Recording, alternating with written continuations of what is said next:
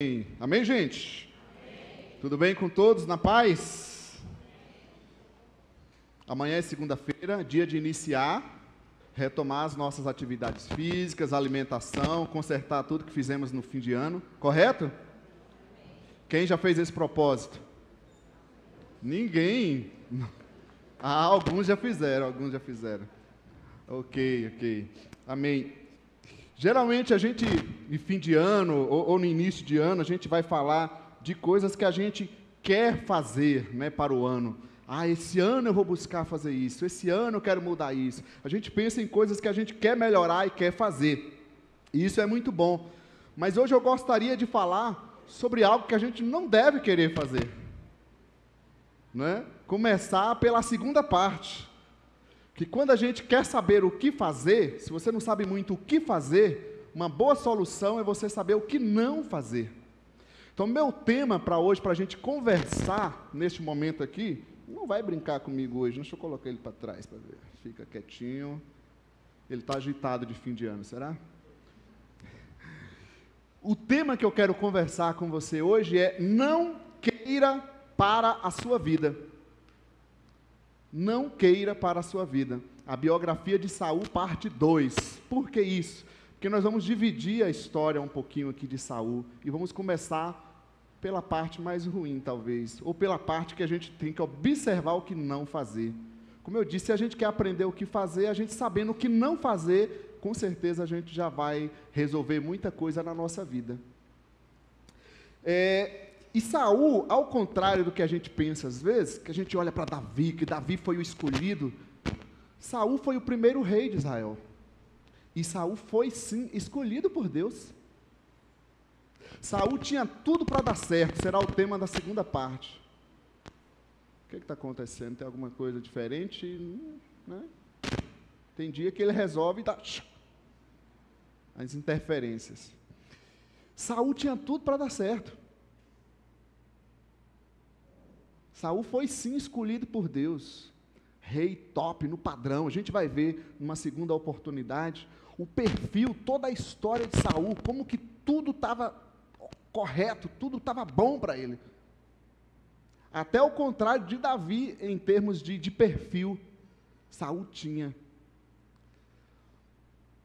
Mas o que aconteceu na sua história que ele perdeu essa caminhada? E é isso que eu quero trazer para nós nesse primeiro domingo do ano, né? Já tivemos nessas 2 semanas aí de virada, quem não pôde participar, nós tivemos o nosso culto no último domingo, foi uma grande bênção, o nosso culto da virada foi uma grande bênção.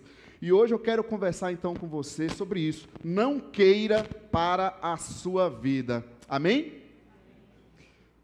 O que a gente não tem que querer para a nossa vida, olhando para a história de Saul? A falta da presença de Deus.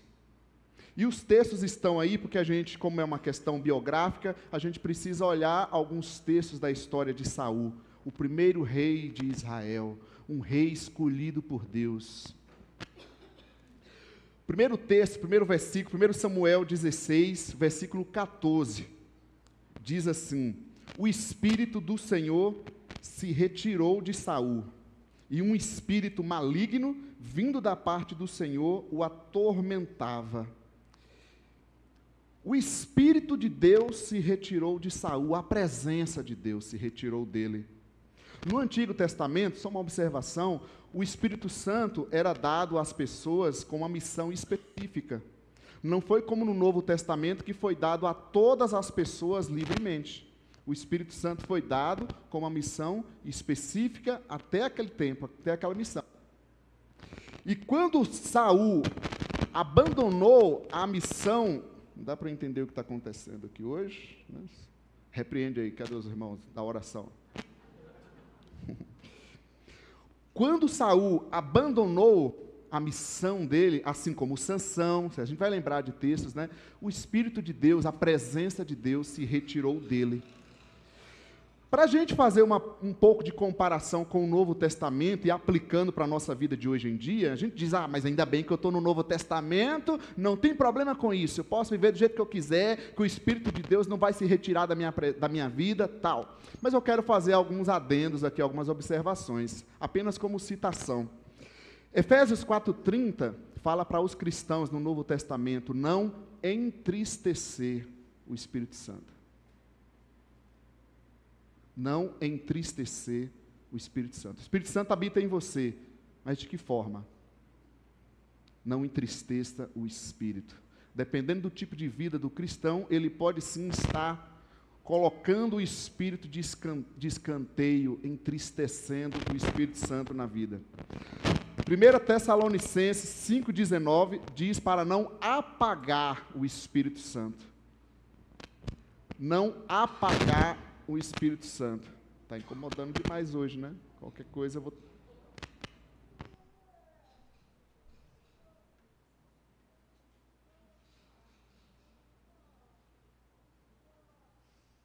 Amém? Vamos trocar aqui para... Está incomodando, né? Os irmãos da oração não repreenderam o negócio. 1 Tessalonicenses 5,19, não apagar a ação do Espírito Santo. Então pode ter um cristão no Novo Testamento que recebeu o Espírito Santo, a presença de Deus, vamos pensar assim, e está entristecendo a presença de Deus, pode apagar a presença de Deus na vida dele. E aí mais forte, 1 Timóteo 4,1, esses textos eu não coloquei ali, só para a gente citar aqui, fala que nos últimos tempos, se falando lá no Novo Testamento, muitos abandonarão a fé, ou apostatarão, e seguirão espíritos enganadores, ou seja, abandonarão o Espírito Santo, a presença de Deus, para seguir espíritos enganadores, não Espírito Santo. Ok? Está claro isso, gente? Abandona a presença de Deus para seguir espíritos enganadores. E já que hoje é ceia, me veio mais um texto à mente, que é o texto de 1 Coríntios 11, no versículo 30, que fala que pela incompreensão do corpo de Cristo, por não viver uma fé autêntica, conforme toda a Escritura, muitos estão fracos, doentes, e muitos já dormiram, falando aqui de morte física mesmo, por causa de uma vida de pecado, se afastando da presença de Deus. Forte? Por isso que eu disse, não queira para a sua vida, e nem eu para a minha. A falta da presença de Deus. Ou seja, esse texto é complicado, porque ele diz que um espírito maligno vindo da parte do Senhor. A palavra maligno aqui não cai bem, não é uma boa tradução, é um espírito atormentador. Mesmo assim, não resolve muito a nossa situação, porque a gente fica, como assim? Aí a grande questão é, foi Deus que enviou, como Jó, né, no livro de Jó vai dizer, eu recebi o bem de Deus porque eu não recebo o mal, entendendo que tudo vem da parte de Deus, mas dependendo da sua linha bíblica teológica, eu não entendo que Deus criou o mal, ok? Então, foi Deus que enviou, ou há aqui uma permissão de Deus, ou ainda, é uma percepção deles da época. Ou seja, quando Deus se retirou de Saul, ele começou a ficar atormentado, e a percepção deles é que Deus colocou aquele mal em Saul. Está entendendo? Como nós dizemos hoje em dia, inclusive, é um propósito de Deus. A pessoa acabou de perder um ente, acabou de acontecer um grande problema, aí vem aquele irmão nos consolar. Aceita o propósito de Deus. Há controvérsias, deixa para o café com Bíblia, para a escola ministerial, você pergunta lá para o Jonatas, ele que é o professor, ele que é o mestre, ele e toda a equipe, eu sou só o pregador aqui hoje, amém, gente? Então tá, resolvendo aqui essas questões, veio sim algo ali atormentador. O que eu penso, o que eu entendo da minha aplicação é que Deus deixou Saul na condição que ele escolheu. Saiu o microfone, mas não saiu a fita, ok? Deus deixou Saul na condição que ele escolheu. Ou seja, foi ele que abandonou o pacto com Deus, correto? E o pacto era esse, se ele abandonasse Deus, o Espírito Santo saía dele. Aplicando aqui, quando eu e você desobedecemos a Deus, nos afastamos da presença de Deus, Deus continua ali, porque hoje o Espírito Santo não se retira mais de nós, mas nós não o percebemos mais. E nós sofremos as consequências do pecado ou da falta da presença de Deus. Deus deixou Saul na condição que ele escolheu. Se você quer se afastar da presença de Deus, você vai ver os resultados, as consequências depois. E o que é mais interessante aqui e mais forte? que sem o Espírito de Deus, depois que o Espírito de Deus se retirou de Saul, sem o Espírito de Deus, sem a presença de Deus, Saul ficava como, gente? Atormentado. Que a gente olha só no texto dizendo que foi Deus que mandou, mas tá, resolvemos essa parte, olha para outra. Quando o Espírito de Deus se retirou de Saul, a falta da presença de Deus em Saul o deixava atormentado. E isso tem mexido com a minha cabeça já há um bom tempo. A falta da presença de Deus. Eu entendo bem que uma pessoa que está cansada, ela precisa descansar, independente de precisar da presença de Deus, de oração, ela precisa descansar, óbvio. Uma pessoa que está com fome, ela precisa comer, saciar a fome. E o Evangelho de Cristo, nós cremos no Evangelho integral. Nós não nos dizemos, Deus abençoe sua vida e deixa a pessoa com fome, porque uma pessoa com fome precisa de comida, ok, eu entendo bem isso. Eu entendo bem que uma pessoa doente, né, seja ela fisicamente, emocionalmente, precisa buscar tratamentos e Deus nos deu muita ciência para isso, ok. Mas a pergunta, olhando aqui para o texto e uma pessoa que se afasta da presença de Deus? Então ela também pode sim viver atormentada. Atormentada. Esse estresse todo é por causa da correria do trabalho ou é falta da presença de Deus? Essa falta de paz toda é por causa de um problema emocional ou é falta da presença de Deus? Está entendendo o meu questionamento aqui? Toda essa agonia na sua alma é preocupação com o mundo, com a economia, com a política, ou é falta da presença de Deus? Não sendo extremista, esquecendo as primeiras coisas que eu citei. Mas o que nós vemos aqui é que quando o Espírito de Deus se retirou de Saul, ele ficava atormentado. É essa luta que está te destruindo, tirando a sua paz? Ou é a falta da presença de Deus?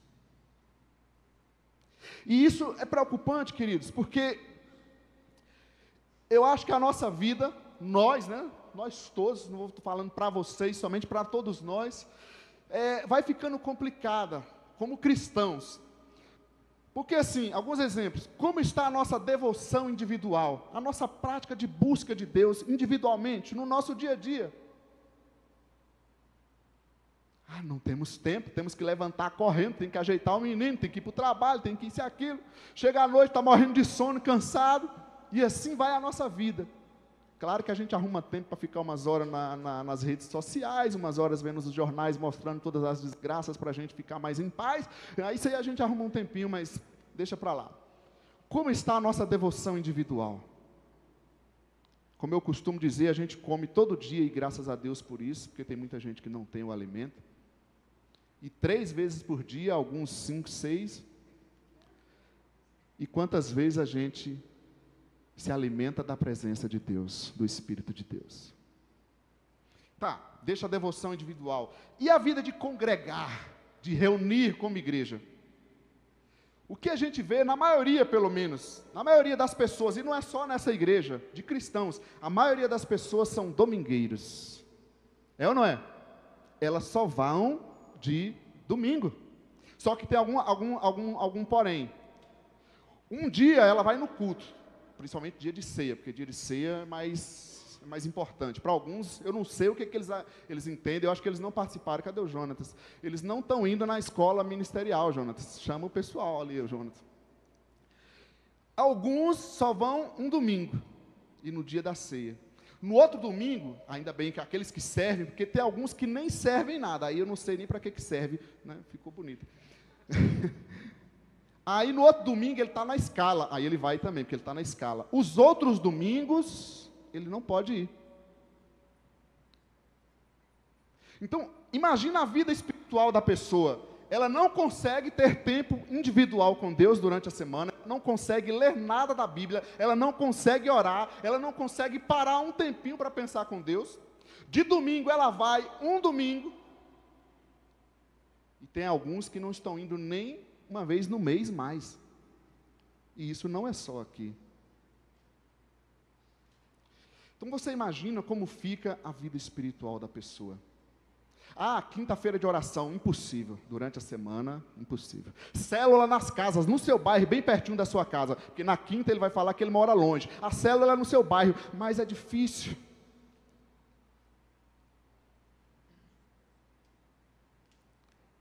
Eu não sei se elas pensam que elas estão fazendo isso para a igreja, para o pastor, sobra tudo para o pastor essas coisas, né? Coisa ruim vira para o pastor. Eu tento jogar para os outros líderes para dividir a carga, né? Porque senão pesa muito. Eu não sei se a gente pensa que a gente está fazendo isso para a igreja, para o outro, para o homem, e não para Deus e principalmente para nós mesmos, porque eu preciso de Deus. Se eu oro mais, não é porque eu sou melhor do que ninguém, é porque eu reconheço que eu preciso. Eu sou mais pecador, se o outro não precisa, isso é problema dele. A gente tem que entender isso. Se eu jejuo, se eu oro, é porque eu reconheço o quanto eu preciso de Deus. Não é porque eu tenho vontade, muitas vezes não dá vontade, mas a alma clama. Assim, quando você está com fome, você sente aquela fome te destruindo, eu fico irritadérrimo. Assim também é o anseio espiritual da presença de Deus. Como é que estava Saul, gente? Atormentado. Eu não sei como você está começando o ano. As preocupações dominando, enchendo. Quem sabe está vazio. Precisa encher um pouquinho mais da presença de Deus aí. Senão não aguenta. Há um ditado que diz: saco vazio não para em pé. Aí a pessoa vai um domingo, o outro ela vai para a escala, e os outros ela não consegue. E eu fico me perguntando, oferecer o quê? Está entendendo? Ajudar com o quê, se eu estou vazio? Sejamos sinceros, gente. A gente precisa, eu falo isso de quinta, fazer menos e buscar mais. Graças a Deus que a gente tem vários pregadores. Posso ficar um mês ouvindo, recebendo, meditando para mim, porque senão a gente não aguenta. Estão comigo aí, sim ou não? Não queira para a sua vida a falta da presença de Deus. Receba isso com amor, assim como eu, e com temor, porque é a palavra de Deus que a gente está lendo. E aí continua, versículo 15. Os oficiais de Saul lhe disseram: há um espírito maligno mandado por Deus te atormentando. As pessoas ao redor de Saul enxergaram como ele estava. Às vezes a gente está tão mal, que até as pessoas estão reparando, o que aconteceu? Como é que está a sua cara? Como é que está a sua vida?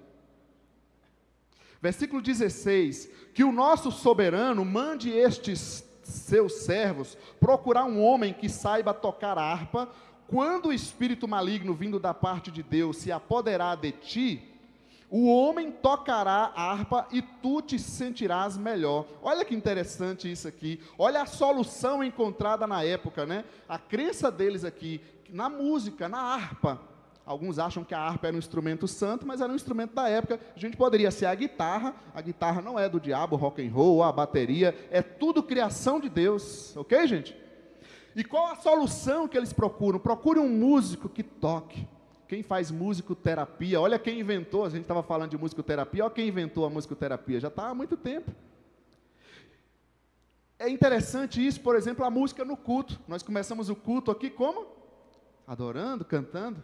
Às vezes você não aproveita a música, aí vai de cada um, né? Mas de fato, né, a gente vê aqui a utilização da música, mas claro, não era só a música, a gente tem que ser sincero com o texto. Olha no versículo 18, 1 Samuel 16, 18. Um dos oficiais respondeu: conheço um filho de Zessé de Belém, que sabe tocar, fazer com qualidade, dentro do seu melhor. Ele é um guerreiro valente, a qualidade militar da época era muito importante. Ele sabe falar bem e tem boa aparência. Como assim? Porque ele seria um companheiro do rei. Você imagina um companheiro do rei, o rei começa a conversar, ele fica lá: ai, eu tenho medo de falar, não quero falar nada. Então ele sabia falar. Ele seria ali a companhia do rei, e o mais importante, e o Senhor está com ele. Então não era só a ferramenta de Davi, era a presença de Deus em Davi.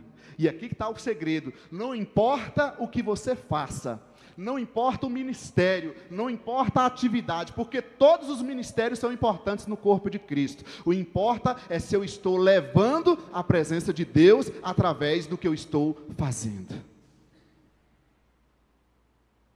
Vamos continuar. Só que isso foi uma solução passageira. Ele sentia melhor enquanto Davi tocava ali, mas logo depois voltavam os ocorridos. Não é interessante? Então, agir ali, e aí eu aplico também para isso, que eu acho que muitas vezes a gente está vivendo dessa forma como Saul, sem a presença de Deus, sem consertar o que precisa, sem retomar a vida espiritual, e aí a gente fica dando alguns paliativos. De vez em quando você está muito mal, eu vou na igreja hoje, ai que bênção, aí volta, esquece Deus, esquece tudo e vive atormentado de novo. Aí depois, quando não tá, já está quase caindo morto, eu preciso ir na igreja hoje, esse mês. Não queira para a sua vida. Amém, gente? A falta da presença de Deus. Eu vou falar o que tem que falar, o que você vai fazer com a palavra de Deus é a sua parte, amém? Segundo lugar, eu comecei de trás para frente, né? Porque eu queria mostrar isso mesmo. O que gerou então essa falta da presença de Deus? Vamos voltar agora no capítulo 13, a desobediência de Saul.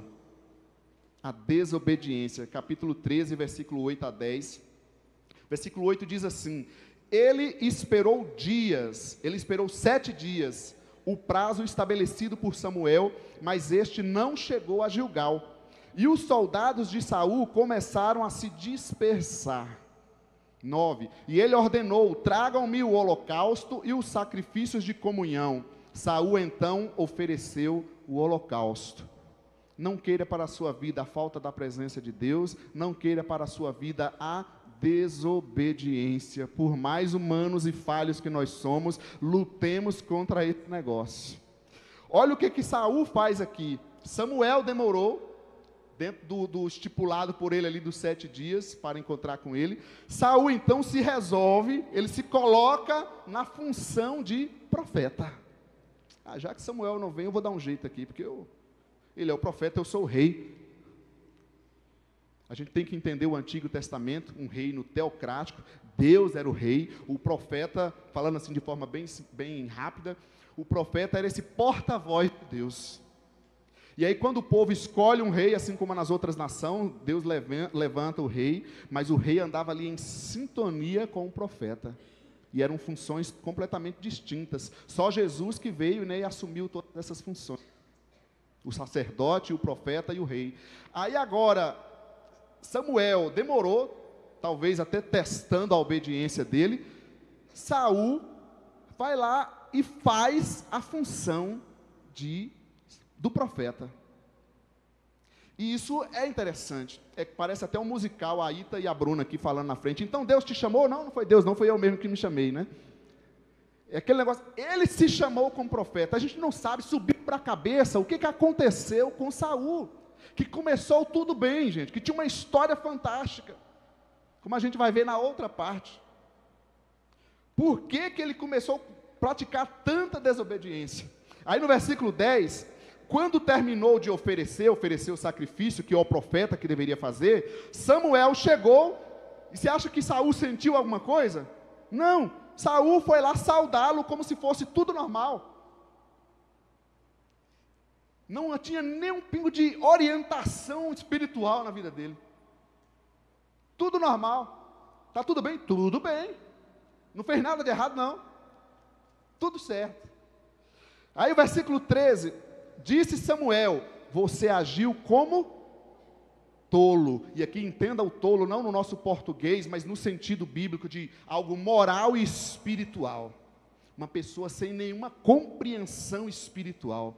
Você agiu como tolo, desobedecendo ao mandamento que o Senhor, o seu Deus, deu a você. Veja bem que Samuel está falando aqui para Saul, o seu Deus, correto? Guarda isso. deu a você, e se você tivesse obedecido, ele teria estabelecido para sempre o seu reinado, aquilo que acontece com Davi, para sempre o seu reinado sobre Israel. Versículo 14, mas agora o seu reinado não permanecerá. O Senhor procurou um homem segundo o seu coração e o designou líder de seu povo, pois você não obedeceu ao mandamento do Senhor. Está claro ou não está no texto?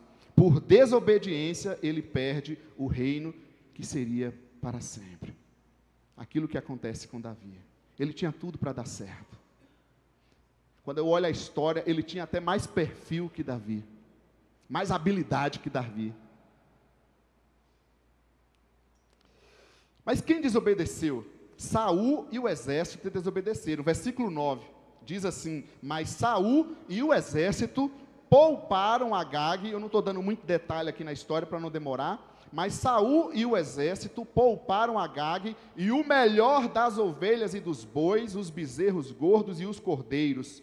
Pouparam tudo o que era bom, mas tudo o que era desprezível e inútil destruíram por completo, em discordância da ordem de Deus, correto?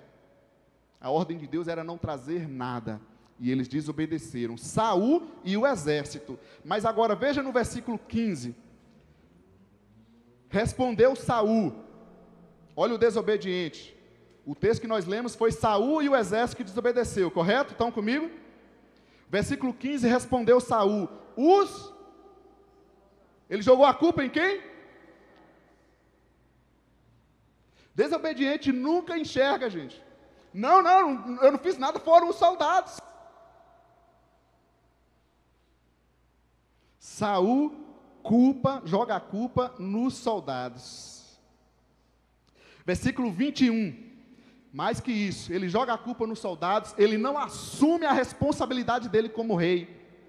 1 Samuel 15, 21, os soldados tomaram, ele já tinha acusado lá atrás, né? Os soldados tomaram ovelhas e bois do espojo, o melhor do que estava consagrado a Deus para destruição, a fim de os sacrificarem, reparem isso agora, a fim de os sacrificarem, ele falando com Samuel, ao Senhor seu Deus, em Gilgal.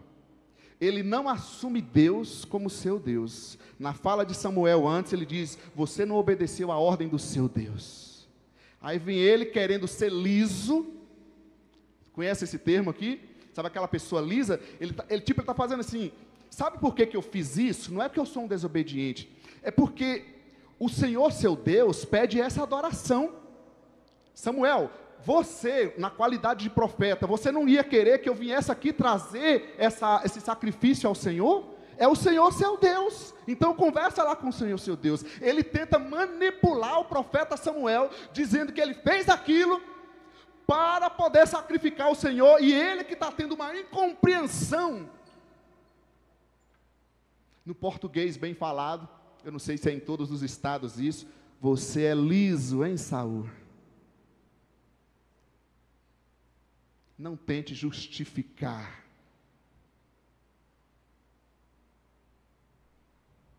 Ele não assumiu Deus como seu Deus. Ele erra, desobedece e ainda tenta jogar para cima do profeta Samuel.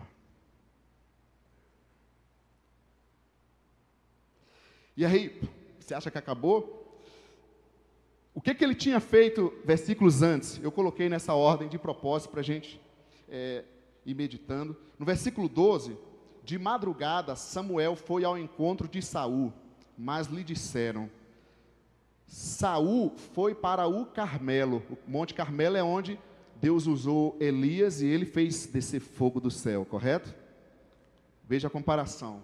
Saul foi para o Monte Carmelo, onde fez o quê? Ergueu um monumento em sua própria honra e depois foi para Gilgal. Percebe onde estava a cabeça desse rei, desse cidadão? Pensando na sua própria honra.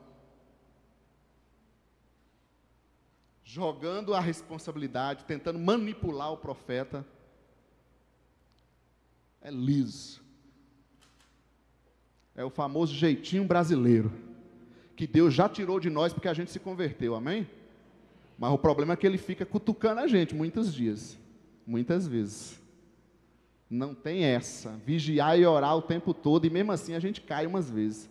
Desobedeceu, levanta, volta, peça perdão, corrige, porque não tem jeito, a caminhada é assim mesmo. Amém, gente? E aí, gente, no versículo 11, Deus encerra, cancela a parceria com Saul. Saul, você está demitido. Versículo 11, arrependo-me de ter posto Saul como rei, pois ele me abandonou e não seguiu as minhas instruções. Samuel ficou irado e clamou ao Senhor toda aquela noite. Samuel ficou muito triste, gente, com a perda de Saul. E ele tentou corrigir, até chegou um ponto que Deus falou para Samuel: até quando você vai ficar triste por ele? Chega, eu rejeitei, eu não quero mais acordo com Saul. Pensando aqui numa aliança ministerial, correto, gente? Mas também a gente tem que olhar até que ponto a desobediência pode estar nos afastando da vida com Deus e da presença de Deus. Eu costumo pensar o seguinte: o problema da desobediência, do pecado, que nós cometemos muitas vezes, é que às vezes a gente vai brincando, é igual aquele efeito da rã. Você coloca a rã numa água quente, ela pula, né, na hora, porque ela tem aquele reflexo. Mas se você colocar ela na água fria e vai de pouco a pouco aquecendo, chega uma hora que ela morre. O problema da desobediência, da falta de uma vida com Deus, é que a gente vai brincando, até chega uma hora que a gente não consegue se levantar mais, se quebra. Porque para Deus tem jeito, mas muitas vezes a pessoa não consegue se arrepender mais, não consegue se levantar mais. E é interessante que, como nós citamos lá 1 Timóteo 4, muitas pessoas abandonarão a fé, perderão a salvação. Como é que é isso? Vai discutir lá na escola bíblica com Jonatas. Mas eu deixo isso com todo o coração: não queira para a sua vida a falta da presença de Deus, não queira para a sua vida a desobediência. Amém, gente? Para terminar, por último, tem mais na vida de Saul. Não queira para a sua vida a rebeldia e a arrogância.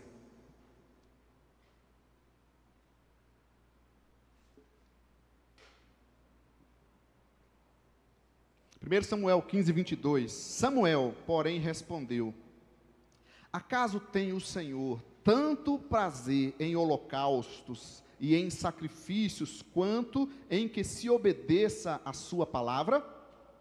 A obediência é melhor do que o sacrifício, e a submissão é melhor do que a gordura de carneiros. Quem já tinha lido esse texto, é um texto conhecido, né? Olha a comparação que ele faz aqui, que interessante, né? Obediência, não obediência. Vou falar essa parte primeiro, que depois eu falo a outra. Primeira observação que eu tiro aqui, a questão da obediência, né? Aqui, ó.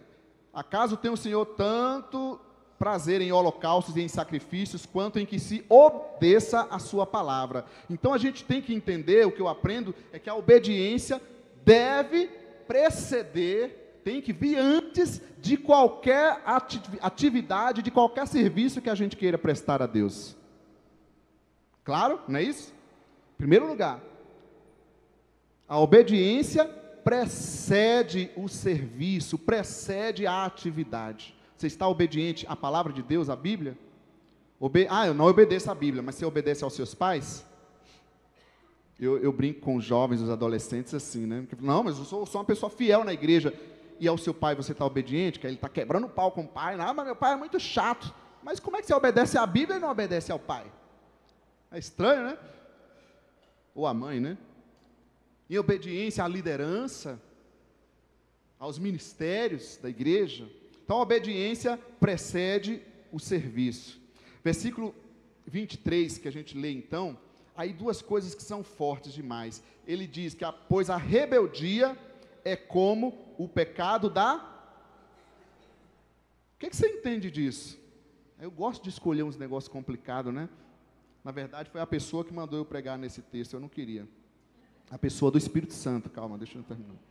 Pois a rebeldia é como o pecado da feitiçaria. O que é feitiçaria? Primeiramente, para a gente entender.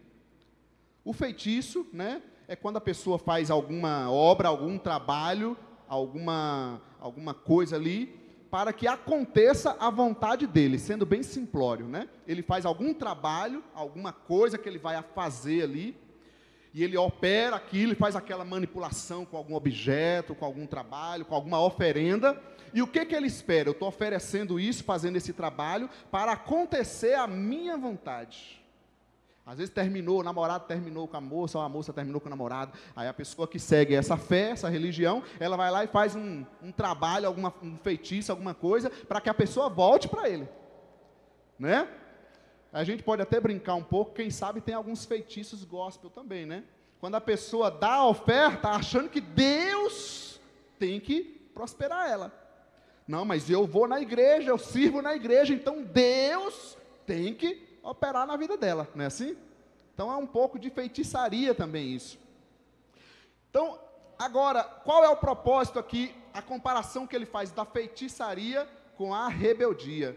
Ele diz que a rebeldia é como a feitiçaria. Se a feitiçaria busca a realização da sua vontade, o que é que um rebelde quer? Estão entendendo meu raciocínio? Rebelde é o quê? O rebelde faz o que ele quer, não é isso? E aliás tem até grupo famoso aí, né? A rebeldia é exaltada, né? É algo chique. Ser rebelde é fazer o que você quer, é a minha vontade. Por isso que o texto está dizendo, olha, a rebeldia é como feitiçaria, porque a feitiçaria é uma obra religiosa em busca da sua vontade. Rebeldia é, eu faço como eu quero, do jeito que eu quero, eu tenho a verdade, eu tenho a razão, e assim e pronto. Só que espiritualidade bíblica em Cristo Jesus é submissão. Deus é o Senhor, eu obedeço. Está claro, gente? Não queira para a sua vida a rebeldia. Não coloque como principal na sua vida a sua vontade, o seu querer. Porque muitas vezes a sua vontade pode parecer boa, mas ela pode ser ruim. Não coloque como principal na sua vida a sua razão. Porque eu tenho a razão. Os casais mesmo brigam para lá, brigam para cá, em torno da razão.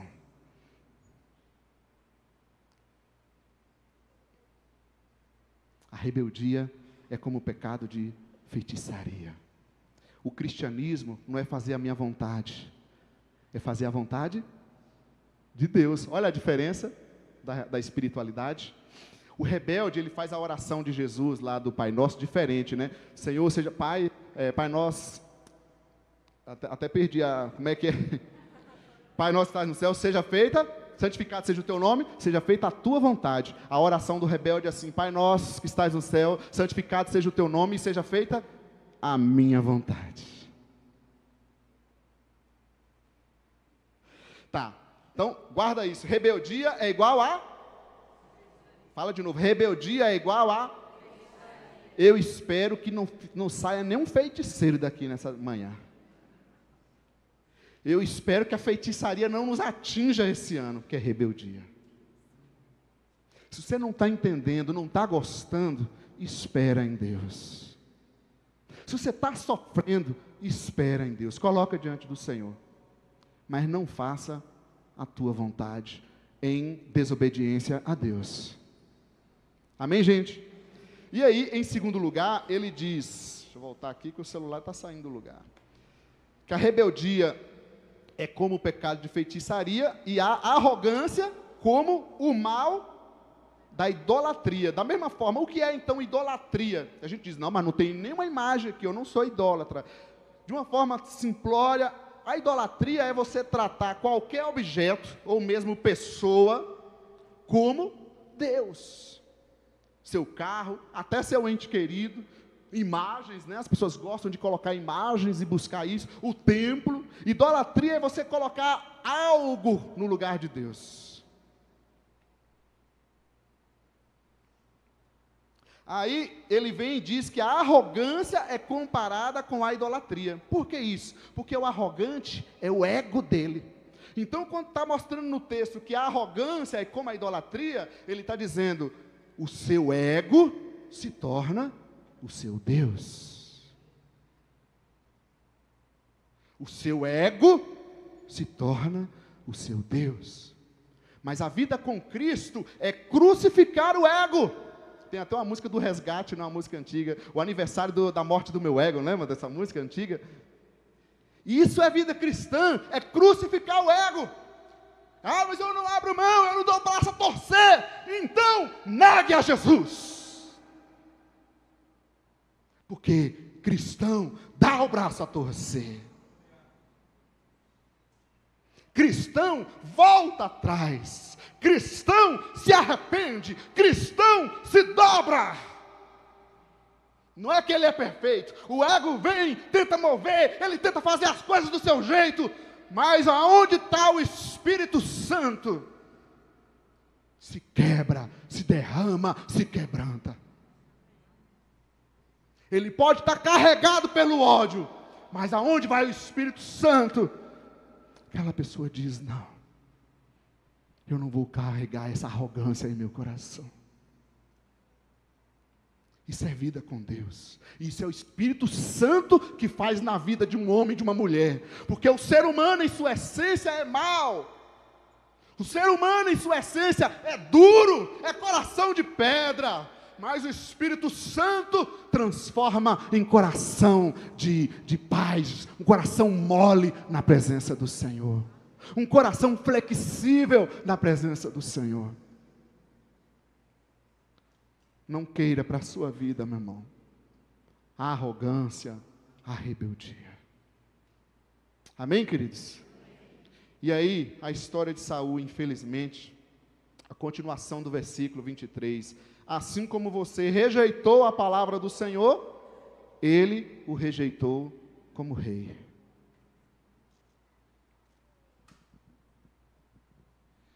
Eu espero que nós saiamos daqui hoje não rejeitando a palavra do Senhor. Não rejeitando a palavra do Senhor. Se tem algo que você não entendeu direito, nos procura, podemos conversar. Se tem algo que está difícil, entrega nas mãos do Senhor, mas não rejeite a palavra do Senhor. Não queira para a sua vida a falta da presença de Deus. Em 2025 e pelo resto da nossa vida. Não queira para a sua vida a desobediência. Não queira para a sua vida a rebeldia, a arrogância. Então nós vamos cear hoje, fazendo esse compromisso com o Senhor. Entregue-se ao Senhor. Viva mais com Deus, experimente mais com Deus. Que a gente diminua, que Ele cresça. Que a nossa arrogância diminua, que o ego seja crucificado. Que a nossa rebeldia diminua, que a gente aprenda a obedecer, porque Jesus é obediente, e nós temos um mestre perfeito, e eu quero aprender com o meu mestre. Amém, gente? Vamos cear nessa manhã com esse compromisso? Quero chamar os músicos aqui, os diáconos, e vamos abrir o nosso coração nessa manhã, para receber o pão e o cálice, o sacrifício que Jesus fez, para que todos nós possamos sim viver diferente de Saul. Possamos sim viver uma biografia, uma história diferente para as nossas vidas, em nome de Jesus. Esperar os diáconos aqui, nós vamos dar graças pelo pão, pelo cálice, continuar adorando ao Senhor.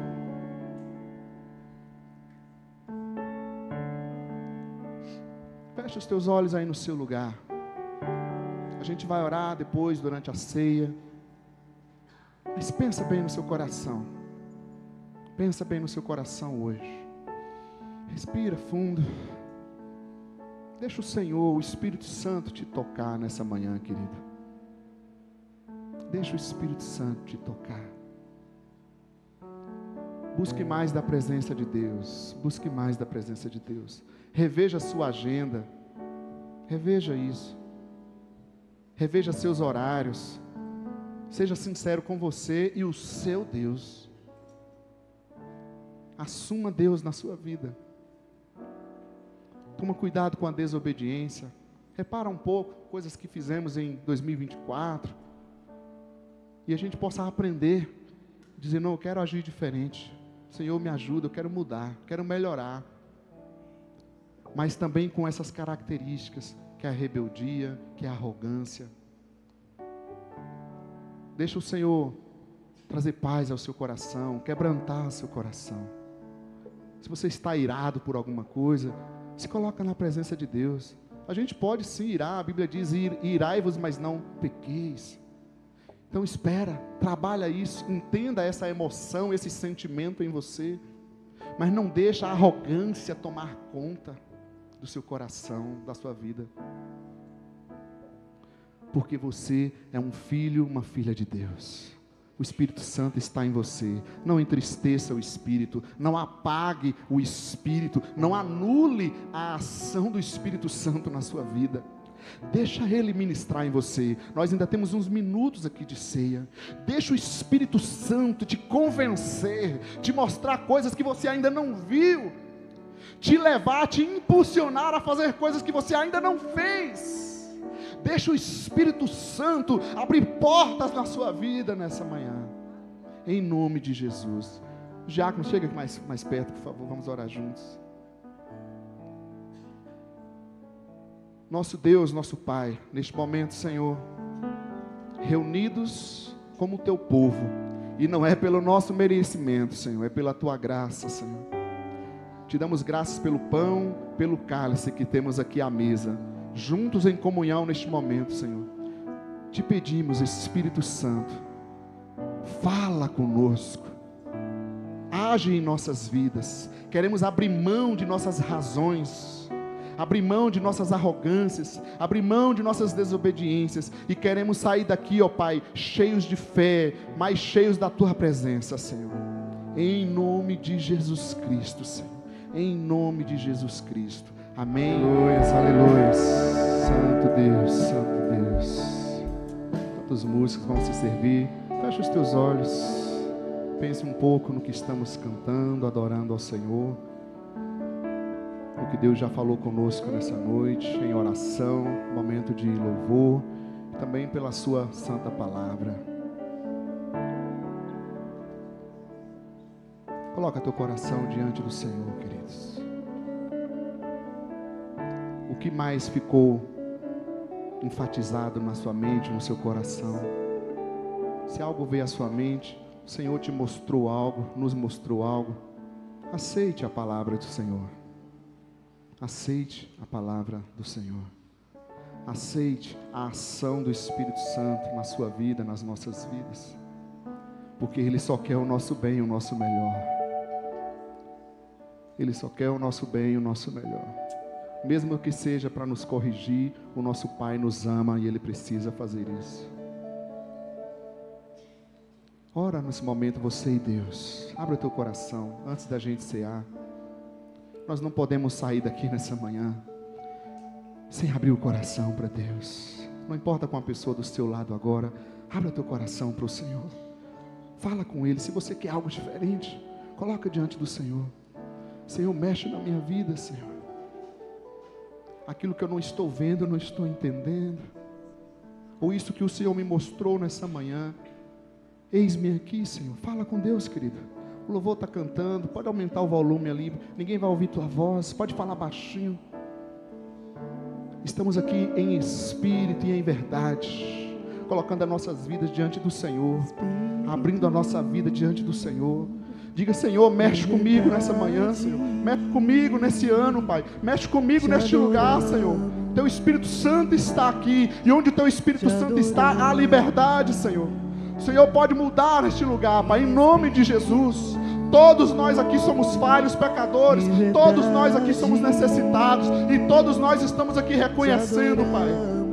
Espírito Santo de Deus, vem sobre o Teu povo neste lugar. Vem sobre a Tua igreja neste lugar. A igreja que o Senhor comprou com o Teu sangue. A igreja que o Senhor comprou com o Teu sacrifício, Pai. Toca nessa vida, nessa noite, em nome de Jesus. Em nome de Jesus, Pai. Em nome de Jesus. Toca nesse coração agora, Pai. Se há alguém aqui, Pai, que não tem mais sentido a Tua presença, não tem mais chorado em oração, não tem sentido a alegria do Espírito Santo, vem, Pai, em nome de Jesus. Move, Jesus. Move o Teu querer neste lugar.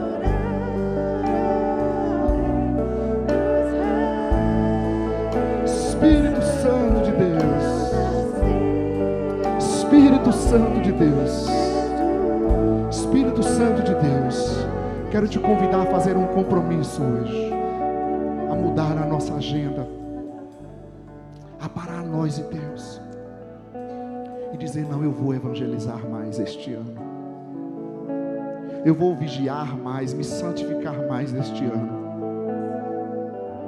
eu vou me dedicar mais ao meu trabalho, como um cristão deve fazer, eu vou amar mais o próximo, eu não quero isso para a minha vida. Em nome de Jesus, em nome de Jesus, em nome de Jesus. Foi para adorar o Senhor que nós nascemos, não foi para carregar rebeldia, feitiçaria, arrogância, idolatria. O Senhor continua contigo, querido.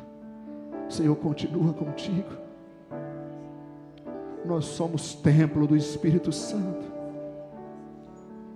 Pega na mão da pessoa do seu lado, se for alguém que você conhece. Queria orar nesse momento, querido. Se há algo nos atormentando,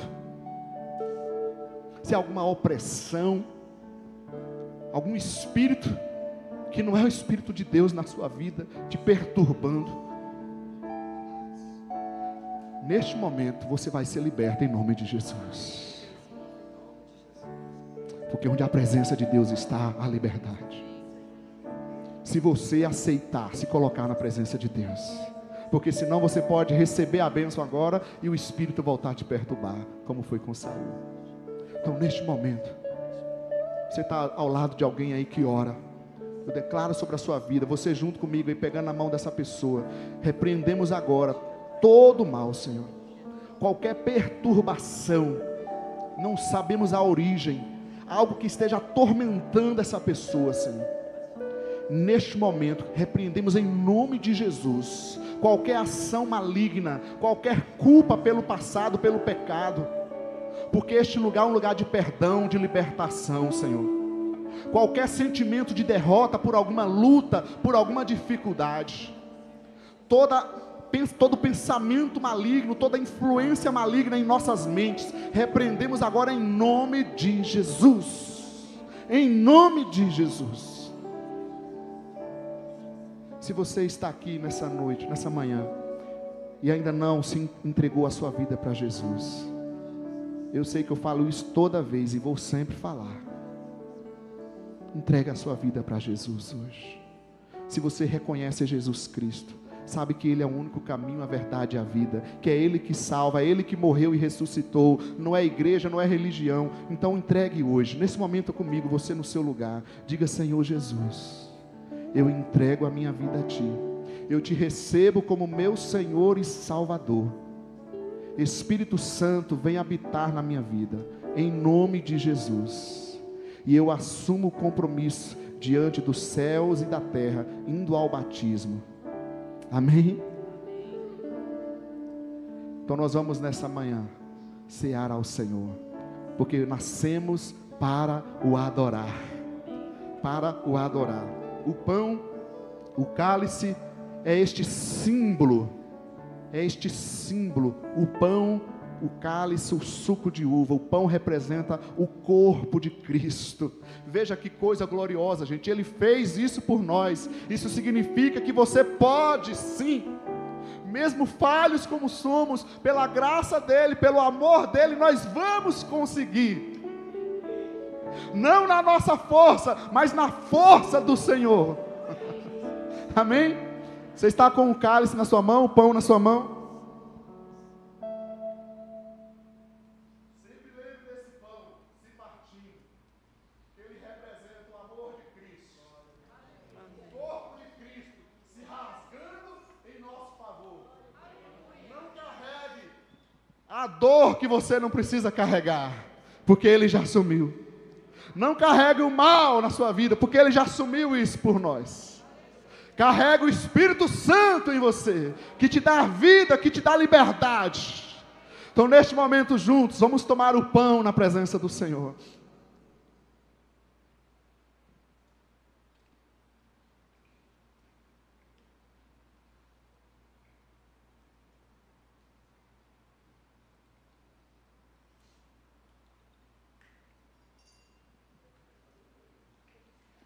E o sacrifício de Jesus foi completo. Seu corpo e o seu sangue, que nos purifica de todo o pecado. Vamos tomar juntos do cálice.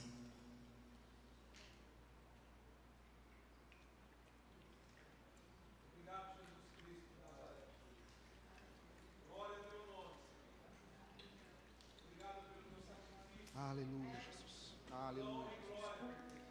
Aleluia, Jesus. Glorifique a Ele, querido, agradeça. Exaltado seja o teu nome neste lugar, Jesus. Santo é o Senhor. Santo é o Senhor.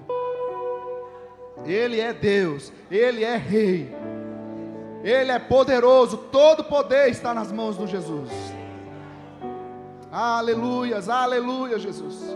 Exaltado é o teu nome, Senhor. Santo é o teu nome, Jesus. Aleluia, Jesus. Para te adorar. Para te adorar. Levanta tua voz bem forte agora. Só as vozes. Foi que eu nasci. Oh! Levanta tuas mãos ao céu agora, querido. Se você pudesse, coloque em pé. Abra teu coração o mais possível. Meu prazer é estar nos átrios do Senhor. Meu prazer é viver na casa de Deus. Deus tem um plano nas nossas vidas. Amor, Mais uma vez, para te adorar. pra te adorar, ó Rei dos Reis. Foi que eu nasci, ó Aleluia! Rei Jesus. Louvado é o nome de Jesus. Meu prazer é te louvar.